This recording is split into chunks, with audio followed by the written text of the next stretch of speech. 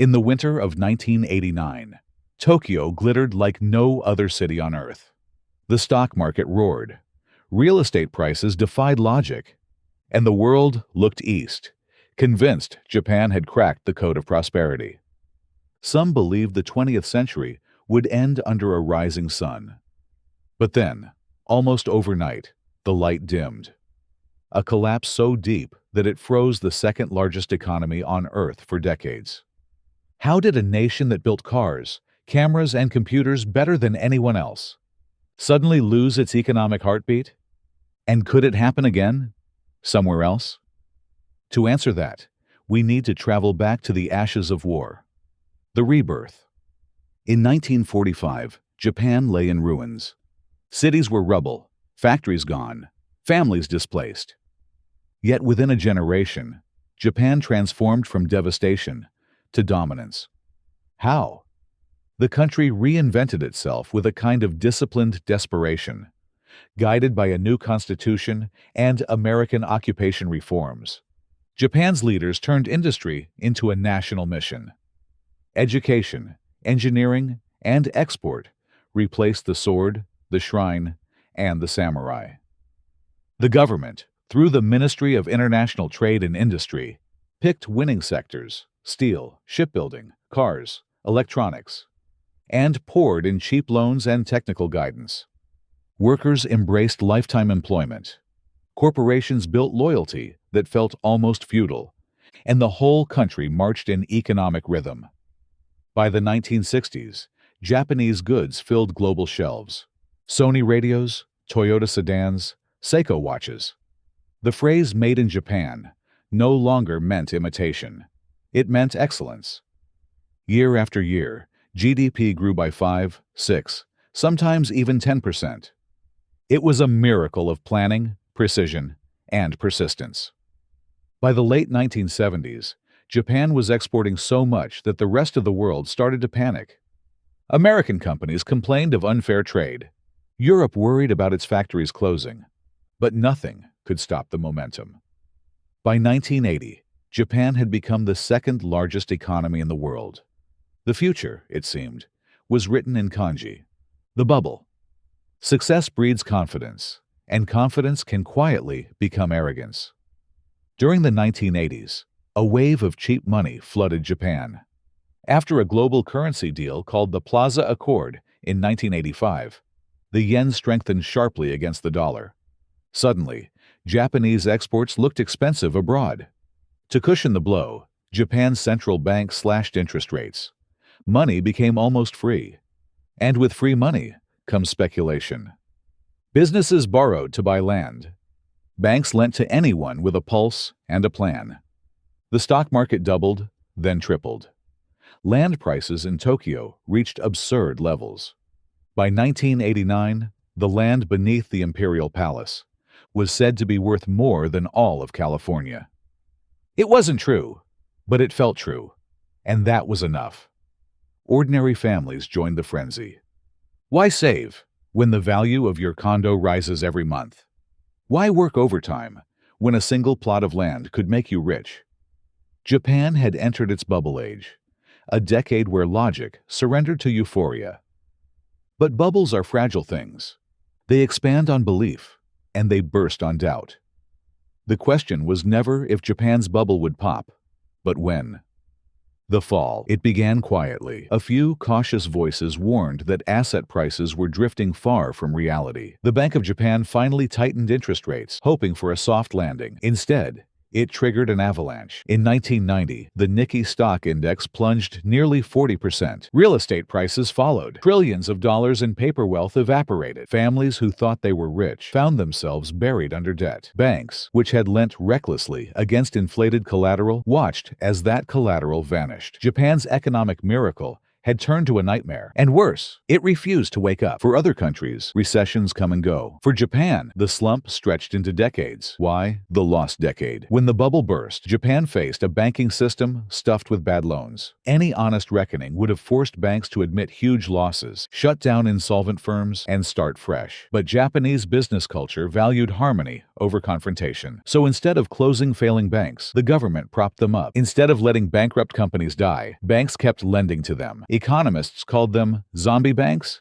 and zombie firms, the living dead of capitalism. They walked, they breathed, but they produced nothing new. And like real zombies, they infected everyone around them. Capital stopped flowing to innovative businesses. Growth flatlined. Between 1991 and 2001, Japan's economy barely moved. GDP growth averaged just over 1%. Wages stagnated. Prices fell year after year. A phenomenon called deflation took hold. When people expect prices to drop, they delay spending. And when they stop spending, the economy slows even more. It was an economic winter that refused to end. Couldn't the government just spend its way out? It tried. Massive public works projects paved countryside roads and built bridges to nowhere. But the money often went to rural districts for political reasons, not to industries that could ignite real productivity.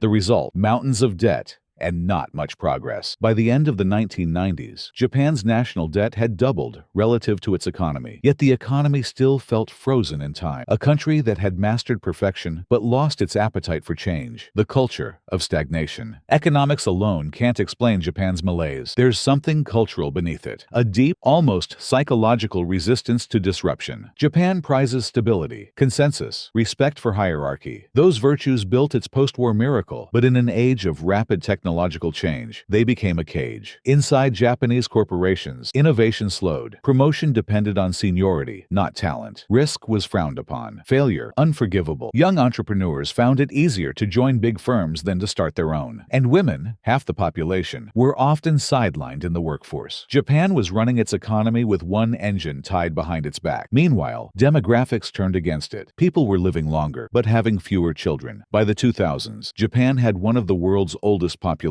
A shrinking workforce meant fewer taxpayers and more retirees to support. Every year, the balance tilted further. More pensions to pay, fewer hands to produce. It was a slow, silent squeeze. Could immigration help? In theory, yes. But Japan's homogeneous culture made large-scale immigration politically difficult. The result, a society growing older, smaller, and more inward-looking. Attempts at revival. Japan tried nearly everything. Zero interest rates. Quantitative easing, printing money before it was fashionable, fiscal stimulus after fiscal stimulus. Yet each time, growth flickered and then faded. By the early 2000s, economists began calling it not just a lost decade, but lost decades.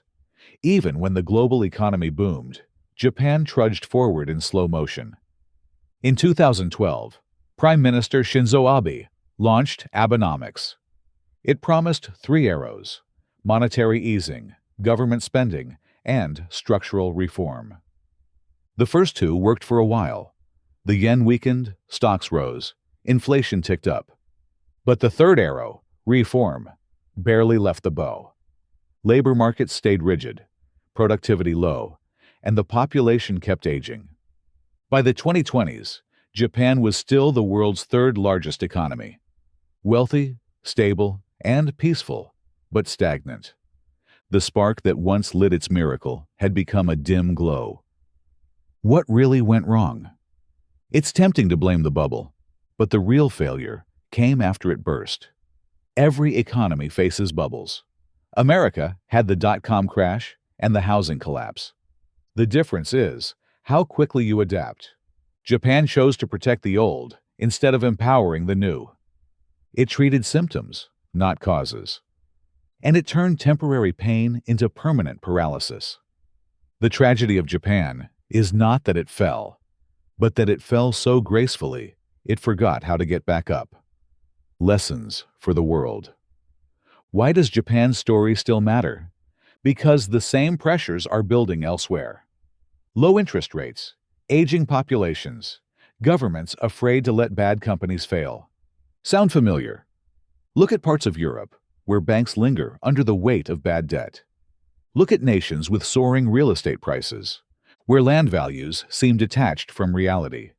Look at the United States, where stimulus spending and cheap credit have become permanent features of the landscape. Japan is not a distant cautionary tale. It's a mirror, tilted slightly forward in time. The warning is simple. Prosperity breeds complacency. Cheap money breeds bubbles. And fear of failure breeds stagnation. If Japan's miracle teaches us anything, it's that economic strength is never final. A nation can be efficient, disciplined, and industrious, and still lose momentum. Innovation requires risk. Growth demands renewal. Even perfection, if frozen too long, begins to decay. A glimpse of hope. And yet, this isn't a story without light. Japan remains a marvel of social stability. Its cities are safe, its technology advanced, its people educated and courteous. The very discipline that slowed its economy also preserved its cohesion. While other nations face social unrest, Japan endures quietly.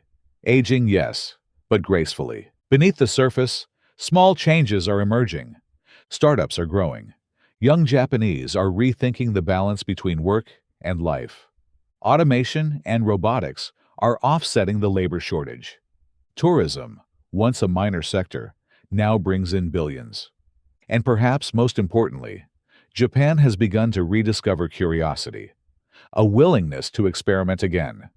The question isn't whether Japan can return to its 1980s glory, it's whether it can define success in a new way, less about infinite growth, more about sustainable prosperity. Because maybe, just maybe, the future of advanced economies isn't constant expansion, but learning how to thrive in stability. And if that's true, Japan hasn't failed at all. It's just arrived there first. So the next time someone says Japan's economy collapsed, remember, collapse is not the end of the story. It's a turning point. The land of the rising sun has set before and always risen again. And somewhere in Tokyo, beneath the neon glow and quiet efficiency, you can feel it, a nation waiting for its next sunrise.